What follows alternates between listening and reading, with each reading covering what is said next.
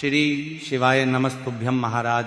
जैसा कि आप सभी जानते हैं कि मकर संक्रांति का पर्व कुछ ही दिनों में आने वाला है और महाराज हर साल की तरह इस साल भी एक प्रश्न बहुत तेजी से फैल रहा है। कोई कह रहा है कि मकर संक्रांति 14 जनवरी को है तो कोई 15 जनवरी बता रहा है।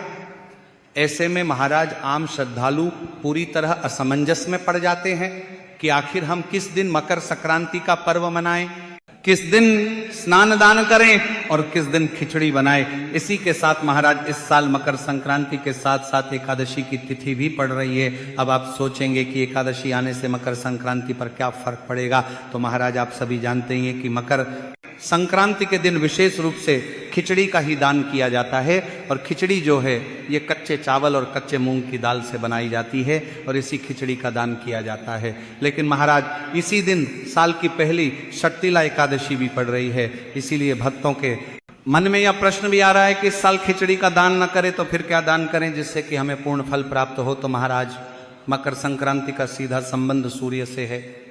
मकर संक्रांति उस दिन मनाई जाती है जिस दिन सूर्य देव धनु राशि से निकलकर मकर राशि में प्रवेश करते हैं। इसी को सूर्य का उत्तरायण होना भी कहा जाता है। अब महाराज इसे ध्यान से समझिए कि उत्तरायण का अर्थ केवल दिशा परिवर्तन नहीं है, इसका अर्थ है कि सूर्य की किरणें अब धीरे धीरे पृथ्वी पर सीधी पड़ने लगती हैं, ठंड कम होने लगती है, दिन बड़े होने लगते हैं और जीवन में सकारात्मक ऊर्जा का संचार होने लगता है। यही कारण है कि हमारे शास्त्रों में उत्तरायण को देवताओं का दिन कहा गया है। और महाराज इस वर्ष सूर्य देव 14 जनवरी 2026 बुधवार के दिन ही मकर राशि में प्रवेश कर रहे हैं। यह प्रवेश दोपहर के समय लगभग 3 बजे के आसपास हो रहा है।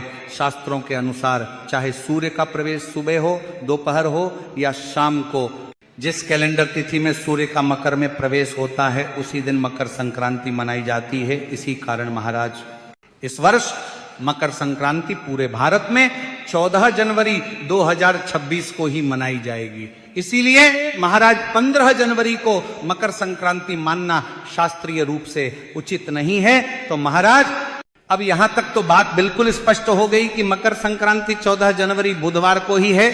लेकिन यहीं से शुरू होती है इस वर्ष की सबसे बड़ी उलझन, क्योंकि महाराज इसी 14 जनवरी को पौष मास की षट्तिला एकादशी भी पड़ रही है। और जैसे ही एकादशी का नाम आता है तो प्रत्येक श्रद्धालु के मन में तुरंत यह नियम याद आता है कि एकादशी के दिन अन्न, विशेष रूप से चावल, वर्जित होता है।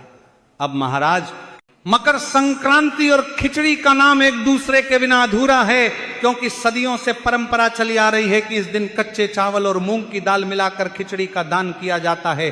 कहीं कहीं खिचड़ी पकाकर दान की जाती है और घर में भी प्रसाद रूप में ग्रहण की जाती है। लेकिन महाराज जब एक ही दिन एकादशी भी हो और मकर संक्रांति भी, तब आप सभी का भ्रमित होना स्वाभाविक है।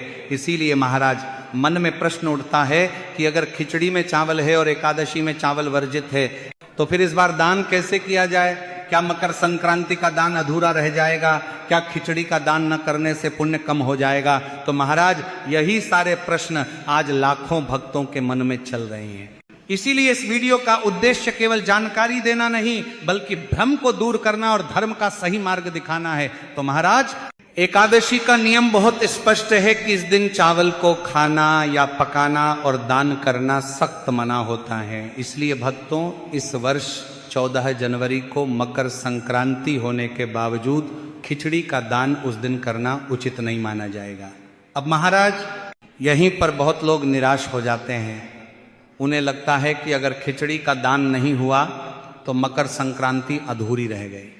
लेकिन महाराज यह सोच अधूरी है, क्योंकि मकर संक्रांति केवल खिचड़ी का पर्व नहीं है, यह दान, पुण्य, सेवा और त्याग का पर्व है।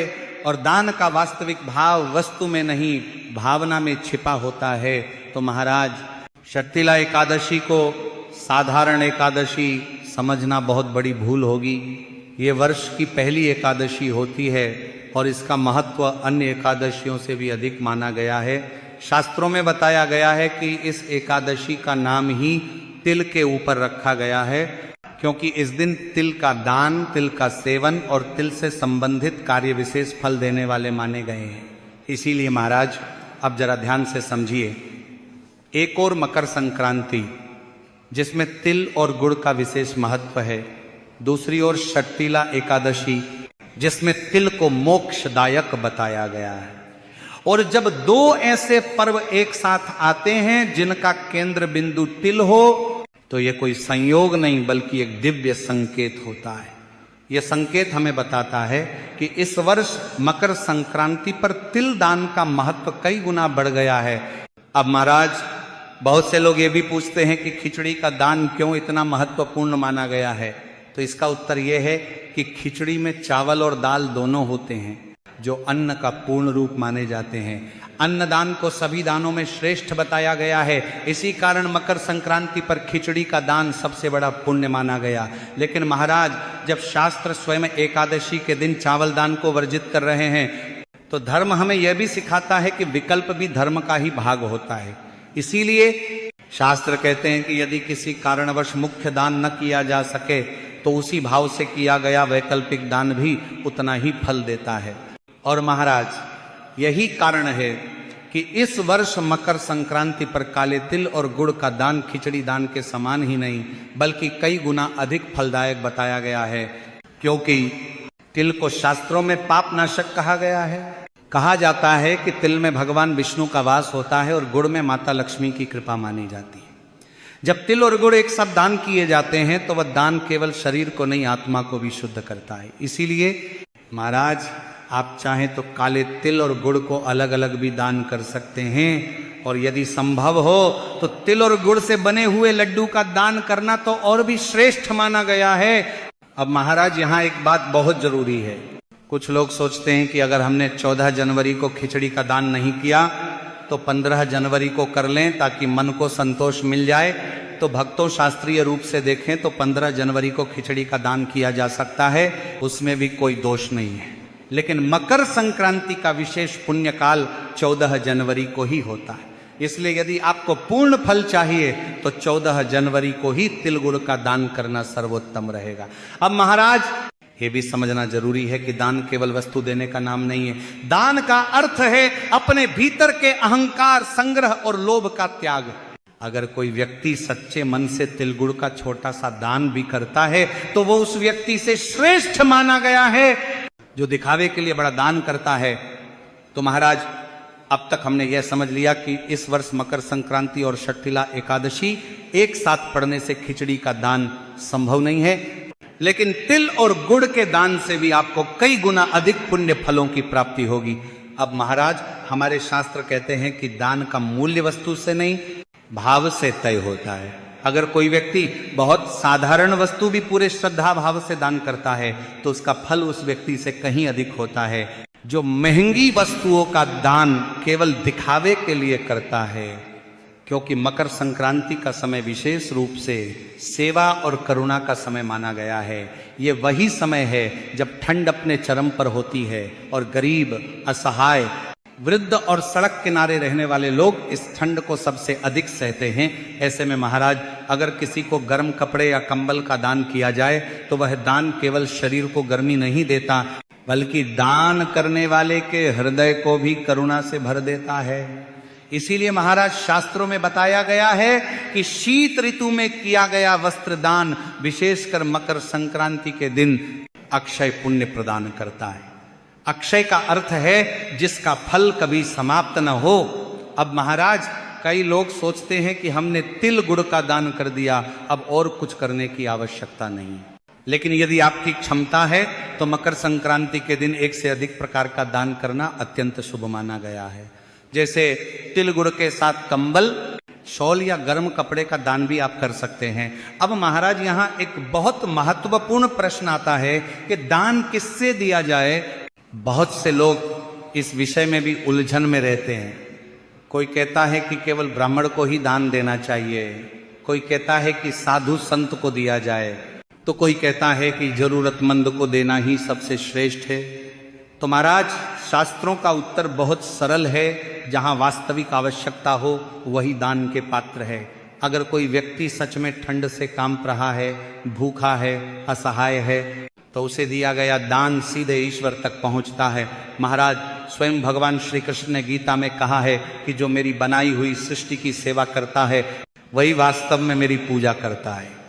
इसलिए आप तिल गुड़ का दान किसी गरीब व्यक्ति को दें, कंबल किसी जरूरतमंद को दें, या मंदिर जाकर पंडित जी को दक्षिणा दें, तीनों ही प्रकार का दान पुण्यदायक है। महाराज, अब बात करते हैं दक्षिणा की। अक्सर लोग दान में केवल वस्तु दे देते हैं और दक्षिणा देना भूल जाते हैं, लेकिन शास्त्र कहते हैं कि कोई भी दान बिना दक्षिणा के अधूरा माना जाता है। दक्षिणा का अर्थ यह नहीं है कि बहुत बड़ी राशि दी जाए, दक्षिणा का अर्थ है दान में हुई किसी भी कमी को श्रद्धा से पूरा करना। महाराज, अगर आपने तिल और गुड़ का दान किया है तो उसके साथ अपनी सामर्थ्य अनुसार कुछ धनराशि अवश्य रखें। यह राशि 11 रुपए हो सकती है, 51 रुपए हो सकती है, 101 रुपए हो सकती है, या उससे अधिक भी। महाराज, राशि बड़ी या छोटी नहीं देखी जाती, भाव देखा जाता है। दक्षिणा देने से दान में पूर्णता आती है। कहा जाता है कि दक्षिणा के बिना किया गया दान रास्ते में ही रुक जाता है, और दक्षिणा के साथ किया गया दान सीधे पुण्य लोक में पहुंचता है। इसीलिए महाराज, मकर संक्रांति के दिन किया गया दान पूरे वर्ष का प्रभाव देता है। इस दिन दान किया गया एक छोटा सा कार्य भी पूरे साल शुभ फल प्रदान करता है। इसीलिए हमारे पूर्वज कहते थे कि चाहे सामर्थ्य कम हो, लेकिन मकर संक्रांति के दिन खाली हाथ मत रहो। इस दिन दिया गया दान हमें केवल भौतिक सुख नहीं देता, बल्कि हमारे जीवन में शांति, संतुलन और सकारात्मकता भी लाता है। अब महाराज, यहां एक और प्रश्न उठता है कि अगर कोई व्यक्ति किसी कारणवश 14 जनवरी को दान न कर पाए, अगर कोई बीमारी, यात्रा या पारिवारिक परिस्थिति के कारण दान से वंचित रह जाए, तो क्या उसका मकर संक्रांति का पुण्य समाप्त हो जाता है? तो शास्त्र इसका उत्तर भी बहुत करुणा के साथ देते हैं। कहा गया है कि भाव से किया गया मानसिक दान भी फल देता है। इसीलिए यदि आप 14 जनवरी को मन ही मन यह संकल्प लें कि हे भगवान, आज मैं अपनी सामर्थ्य अनुसार दान करना चाहता हूं, पर परिस्थिति के कारण संभव नहीं है, तो मेरी भावना को स्वीकार कीजिए, तो ऐसा संकल्प भी व्यर्थ नहीं जाता। क्योंकि महाराज, धर्म इतना कठोर नहीं है कि वह परिस्थिति न समझे। ईश्वर भावना देखते हैं, साधन नहीं। अब बात करते हैं 15 जनवरी की। बहुत से लोग ये पूछते हैं कि क्या 15 जनवरी को खिचड़ी का दान किया जा सकता है?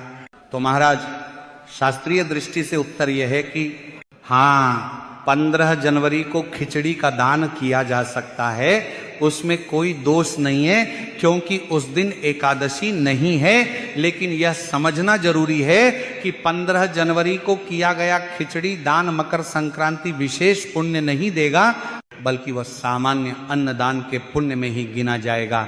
इसीलिए यदि कोई व्यक्ति ये सोचकर 15 जनवरी को खिचड़ी दान करता है कि मैंने मकर संक्रांति का दान कर लिया, तो यह सोच शास्त्र सम्मत नहीं है। मकर संक्रांति का विशेष पुण्य काल 14 जनवरी को ही है, और इस वर्ष उस पुण्य काल में तिल गुड़ वस्त्र कंबल और सेवा का दान ही श्रेष्ठ माना गया है। महाराज, अब कुछ सावधानियां भी जान लेना बहुत आवश्यक है।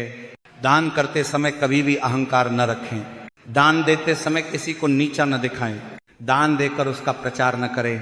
शास्त्र कहते हैं कि जो दान दिखावे के लिए किया जाता है वह पुण्य नहीं, केवल समाज की प्रशंसा देता है। इसीलिए दान हमेशा दाएं हाथ से करें और मन शांत रखें। दान देते समय मन में किसी प्रकार की खिन्नता या मजबूरी का भाव न हो। और महाराज, दान कभी भी सूर्यास्त के बाद नहीं करना चाहिए। विशेषकर मकर संक्रांति जैसे पर्व पर प्रातः स्नान करके स्वच्छ वस्त्र धारण करके दान करना सबसे उत्तम माना गया है। महाराज, अब अंत में एक बहुत सुंदर बात, मकर संक्रांति केवल दान का पर्व नहीं है, ये दिशा बदलने का पर्व है। जैसे सूर्य अपनी दिशा बदलता है, वैसे ही हमें भी अपने जीवन की दिशा बदलनी चाहिए। क्रोध से शांति की ओर, लोभ से संतोष की ओर, और स्वार्थ से सेवा की ओर। अगर इस मकर संक्रांति पर आपने अपने भीतर थोड़ा सा भी सकारात्मक परिवर्तन कर लिया, तो समझिए कि आपने सबसे बड़ा दान कर दिया। महाराज, अंत में यही कहना चाहूंगा कि इस वर्ष 14 जनवरी 2025 बुधवार के दिन ही मकर संक्रांति है। एकादशी होने के कारण चावल और खिचड़ी का दान इस दिन न करें। इसके स्थान पर तिल गुड़ के लड्डू, कंबल, वस्त्र और सेवा का दान करें।